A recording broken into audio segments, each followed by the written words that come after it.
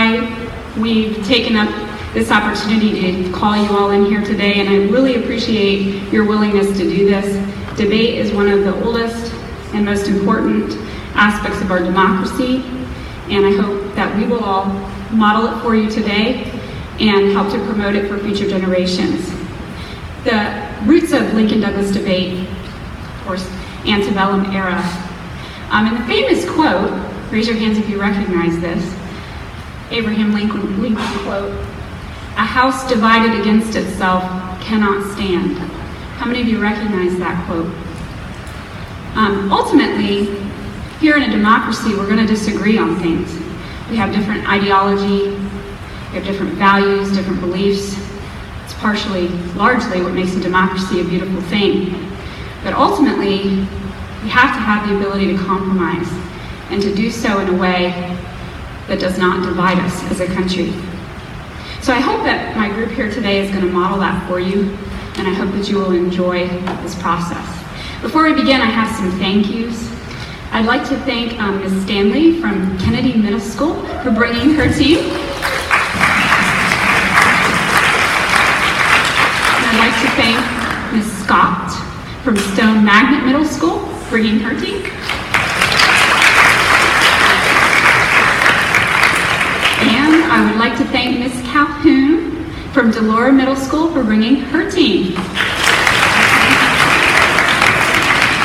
I have to put Ms. Calhoun a little bit on the spot. Ms. Calhoun is a SCORP grad and was, I'd call it, I don't know, she managed to survive Mr. DePepe and myself as teachers when she was here.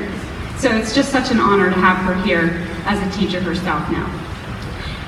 I would also like to thank Ms. Alloys of the Media Center. She has been invaluable as far as offering a place for students to do their research. So Ms. Harkins, Ms. Alloys, the entire media team, we really appreciate it. Administration here at the school has been very supportive. They've let me do this despite the disruption of the schedule, so thank you for that. Teachers allowing me to take kids out of the classrooms, thank you.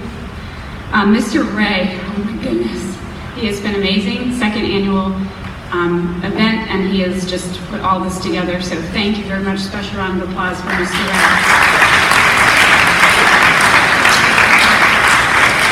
Judges here today, very special, and they've taken their time out today to be judges for this event. We have Mr. Hoppenbrower, and he is going to be judging the content of the debates today. Mr. DePepe.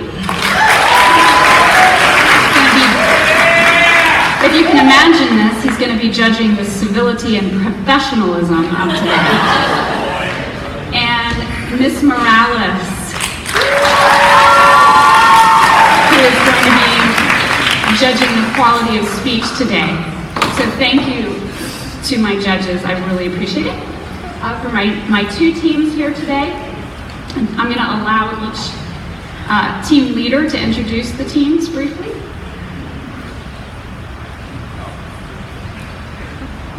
Hi everybody. Myself, Chris Bruno, team captain of, Team A. Go first. To my right is the only senior we have on our team, Brooke Spath.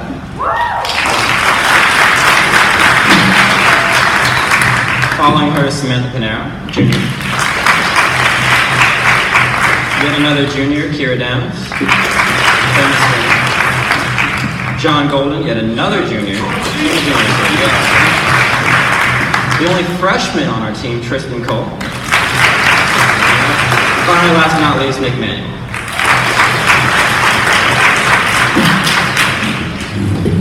Hello everyone, this is the negative side, or Team B. I'm Sheridan Ecker, I'm a senior, and I'm going to start at this end. Please hold your applause till the end.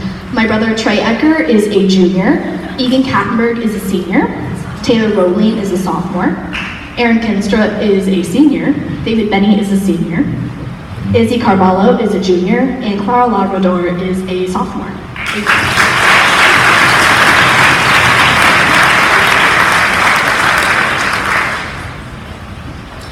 Okay, you may be wondering about the ballots that are sitting in front of you. Today's resolution is as follows. Countries ought to prohibit the production of nuclear power. That is the resolution that these teams will be debating. The affirmative side on this side is going to be in favor of the resolution. The negative on this side is going to be negating the resolution.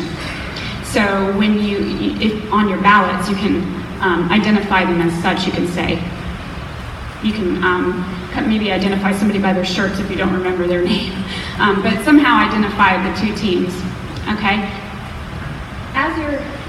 We go through the debate, and this will be posted throughout the debate, so you'll know the time constraints. Just so you know, traditional Lincoln Douglas debate is actually a one-on-one debate. We've modified it slightly so that it accommodates teams, so that we have more participation and a cooperative spirit. That said, we have added a minute or so to some of the elements of namely the cross-examinations.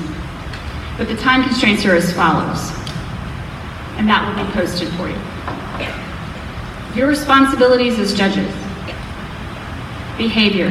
Please at this time silence your cell phones. Please be considerate throughout the debate. Please stay seated through the duration of the debate. Restrooms, emergencies only, please. At the close of the debate, we will have a brief intermission when you can use the restroom. Number 1 on your ballot, it's very small print, I apologize. But please keep in mind that Lincoln Douglas debate is a values-based debate. That means that this argument is attached to a principle or a value. The values are equality, justice, categorical imperative, deontology, utilitarianism. Those are the main values that you may hear today. For the sake of time, I don't have the opportunity to go through what each one of those is at the time, but when you hear them, just know that that's the value to which they are applying their argument. Please keep in mind also that the teams did not choose which side they had to argue. They researched both the affirmative and the negative. They presented, or they composed 2 lengthy research papers to be prepared for either or. 2 days ago, they drew out of a hat as to which side they were going to have to argue. And so please keep in mind that what the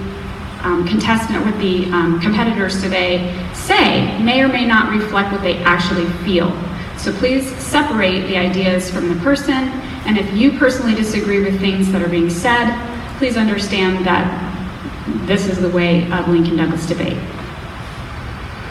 Provide written feedback on each team's performance. Write questions that you might ask them, because at the close of the debate, I'm going to go around and ask people to ask the teams questions. You can pose questions to them and see if they can answer your questions. Maybe you could come up with something that you think might stump them and see if they can answer it for you. Choose the winning team on the decision in the decision box that's provided for you. And you can even assign speaker points. Speaker points only work if there's a tiebreaker necessary. Somebody could have lower speaker points and still win the debate. Speaker points, if there is a tie, then we go to speaker points to determine the winner. For example, last year, Miss Casey Perkins, who's in the audience today, was our district finalist. She placed 3rd in the district last year. The 4th place student lost to Casey, who was also a Satellite High School student, Spencer Boone. He lost by only 1 speaker point. 1 point. So that's how it can come down to that at times. Okay, so at the end, I will come around with a microphone and you can ask questions, and that's about it. Thank you for attending, and please enjoy this debate. Do your best to pay close attention. Thank you.